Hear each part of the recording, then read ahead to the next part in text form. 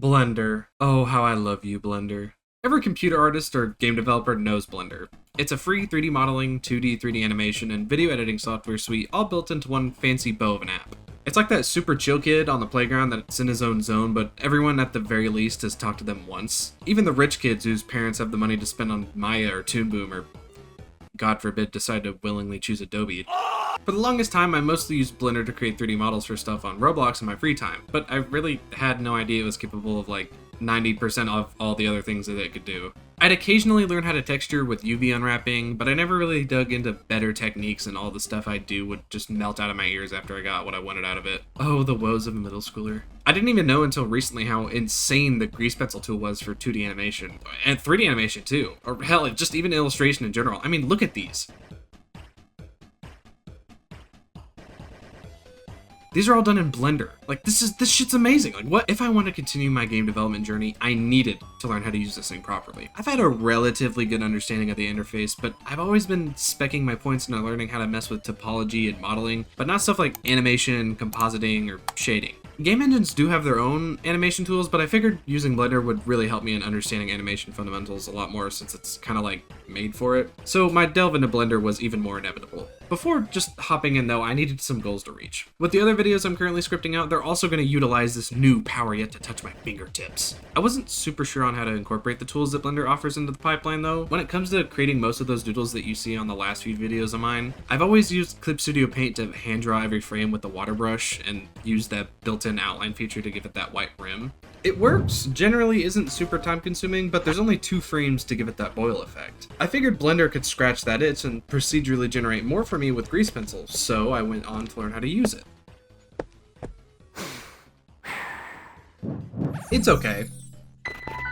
I mean, it's actually pretty good in all honesty. I'm just not using it to its fullest potential yet. In my Signalis video, I used Grease Pencil for almost all of the drawings after the intro bit, but at the time I was struggling because I had some personal issues with it. The user interface really isn't anywhere near the same level as dedicated 2D programs like Clip Studio Paint or Krita, at least when it comes to how it interacts with my drawing tablet. I'm sure this is partially because Grease Pencil is treated as a 3D object and it's not raster or pixel or whatever, but I couldn't even zoom in properly on my tablet. It was super annoying. Also, I was having such a hard time understanding materials and color attributes that I literally had to write down how to use the eyedropper, because it's like a 3-step process if you want to use it for color attributes. I'm not used to my eyedropper tool being any longer than a simple click, so it was hard to adapt and it just kept melting out of my ears. Like, I get it, there's materials and stuff, but just I have an L-shaped desk, so I would also have to keep contorting my body sideways to zoom in the camera in and out, like with my mouse. On top of that, like, my keybinds didn't really work either. Every time I would press a keybind, it would open a menu instead of just doing like what I want it to specifically do, which is just move to an eraser. No, I have to manually click on the brush list and then click on that every time. Like, I don't want to do that. Despite all of these issues though,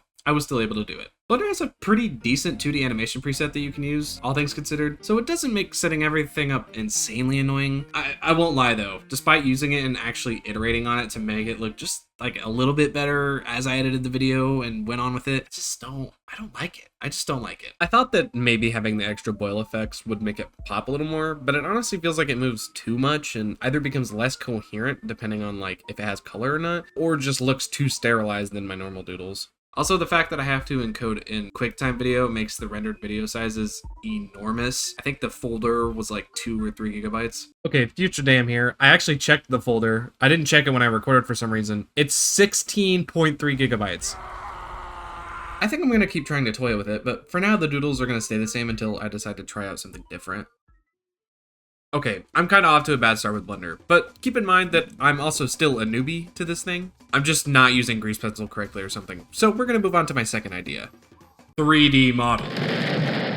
I wanted to make a 3D model of my owl guy. I still don't have a name for him though. I want to be able to do stuff like throw him off a mountain, or give him a birthday party, or just fucking obliterate him with a 20 megaton nuclear warhead. Also, I don't want to spend a super big amount of time on the model and texture itself, so something else I wanted to have was like a low poly feel. It's generally quicker to make and I don't know. I will say though that it is interesting to notice that among creators nowadays, there's a lot of stock in this like old, blocky, like not really detailed art style. Despite the style being a result of the lack of processing power at the time, it's turned into this like nostalgic synthwave aesthetic, but for gaming instead of music. Given that it's relatively easy to recreate by yourself, depending on what software you're using, it makes the act of creating models and textures speed by a lot faster, which is exactly why I'm going to extend this use of the style into my games. Now, I could go into an insane amount of detail on all the steps it took to make this model exist, but I'm just going to skip all the boring nerd talk and give you a really fast slideshow showing my process instead.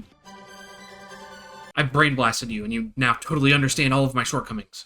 After all of that, though, I finally managed to create this absolute beauty of a 3D model. Just look at him. Just look at him. If you've seen my Signalis video, you already know, but I used it a total of 3 times.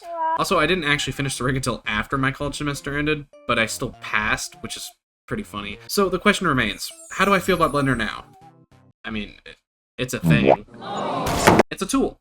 It's a tool that you have to use. I just gotta get better at it. The fact that I was able to actually get it done just means I can make other models and rigs way faster, as long as I keep practicing anyways. As much as I struggled with Blender though, it has one super specific quality that makes me unable to hate it. It's open source. Now, there may be some people out there who are like, well, actually, it being open source doesn't automatically make it better. So there are other softwares that are better and safer than their open source counterparts. Shut up, I don't care.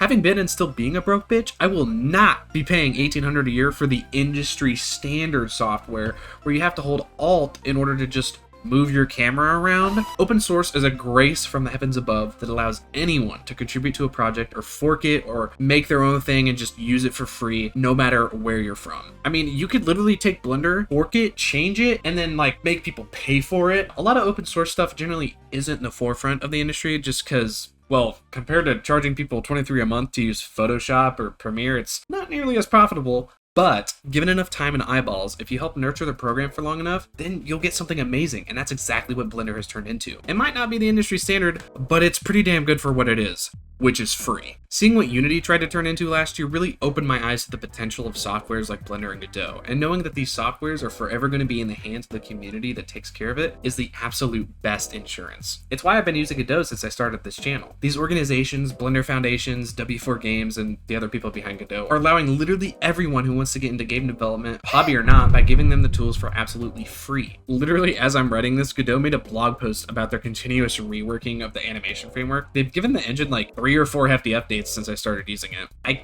can't chill it enough, but do keep in mind that Godot can't do everything. Pick the engine based on what game you want to make and not the other way around. As more of a side note, there's also been a pretty recent comeback in the industry too. It was a while ago, but still, I think it's worth mentioning. When it comes to GameMaker, they actually went from being on the fraud watch by going to subscription fees in 2021, but they seriously managed to turn it back around by going back to perpetual licenses and making their personal version completely free to use and like post games with, as long as you don't sell your product. It's not open source, but I figured I'd mention it. Anyway, I kind of just wanted to talk about my Blender experience. Now you get to see me in 3D. And as always, go make stuff. Thanks for watching.